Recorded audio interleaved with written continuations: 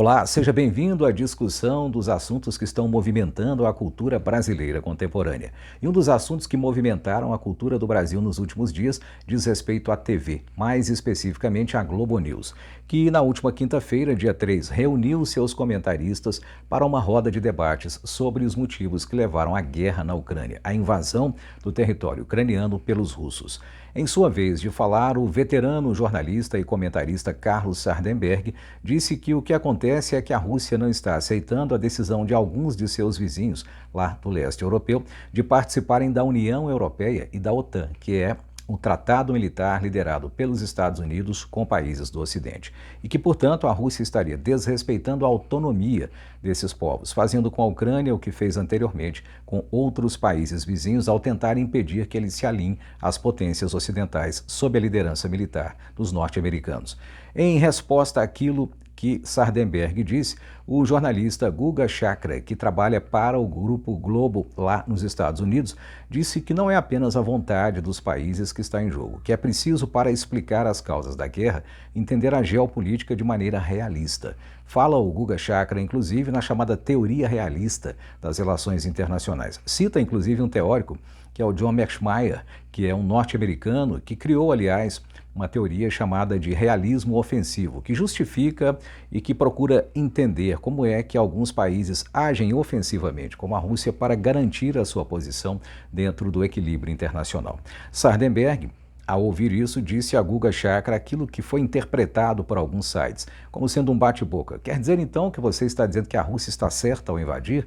E o Guga disse, não se trata de ela estar certa ou errada, mas de considerar os motivos realistas, científicos que levaram, de fato, a compreender aquilo que faz hoje o Vladimir Putin como presidente da Rússia ao determinar a invasão da Ucrânia. Nós tivemos aí, embora os canais, repito, que fazem a cobertura do que ocorre na TV não tenham se dado conta, muito mais do que um bate-boca, muito mais do que um leve desentendimento entre dois jornalistas muito preparados e, em geral, muito educados.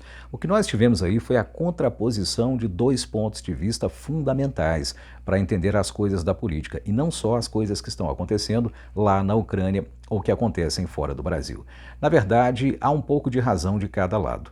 Guga Chakra não está errado ao dizer que é preciso entender cientificamente a realidade e que entendê-la cientificamente significa compreender os reais motivos que levaram, por exemplo, o presidente russo a determinar a invasão da Ucrânia, a compreender a lógica que é a de ele não querer vizinhos aliados ao seu desafeto político e militar, que é os Estados Unidos. Ele não quer do seu lado pessoas que podem, por exemplo, fazer uma aliança contra ele numa eventual guerra, numa eventual disputa que venha a acontecer. Guga Chakra está certo. A ciência é um tipo de conhecimento que pressupõe que nós afastemos aquilo que nós queremos e coloquemos apenas aquilo que existe para compreender a realidade.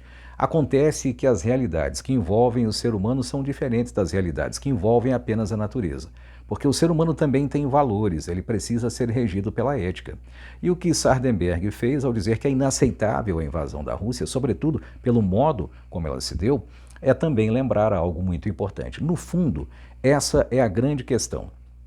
É a questão da ética e a questão da objetividade da ciência que precisam estar unidas para que nós possamos não só compreender, como também agir. Se nós trouxéssemos para o campo brasileiro, para a política brasileira, essa contraposição entre visão científica e realista e uma visão ética, nós iríamos perceber, por exemplo, que algumas questões poderiam ser pensadas sob os dois pontos de vista. Vamos pensar numa questão política muito conhecida, que é a influência exagerada do poder econômico nas eleições do Brasil. Isso é apontado há mais de 100 anos.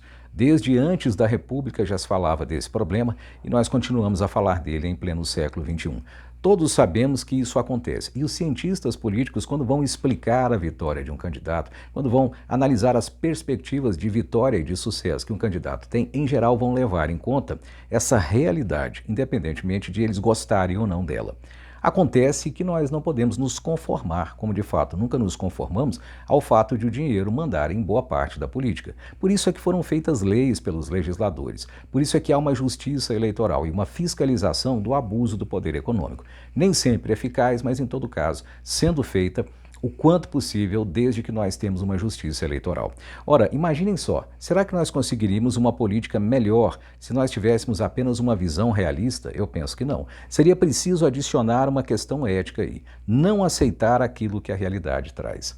Em se tratando da política, da economia, da cultura, em se tratando de tudo que diz respeito à sociedade humana, ao conjunto dos seres humanos, a grande questão é essa. Nós precisamos de ciência, sim, para compreender o que se passou, mas precisamos de ética também. Repito, portanto, há um pouco de razão em cada um dos dois lados, desse, digamos, bate-boca que se verificou lá na Globo News. Guga Chakra está certo ao dizer que é preciso de realismo para entender, e Sardenberg correto ao dizer que é preciso de ética para não aceitar alguns fatos. Porque se nós aceitamos tudo em nome do realismo, nós vamos nos tornar pessoas que vão normalizar, inclusive, o que é inaceitável.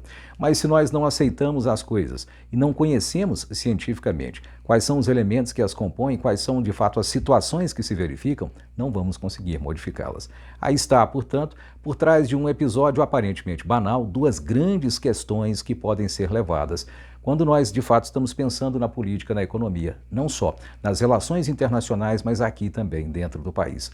A ética e a técnica, a ética e a ciência que precisam andar juntas para que o mundo melhore.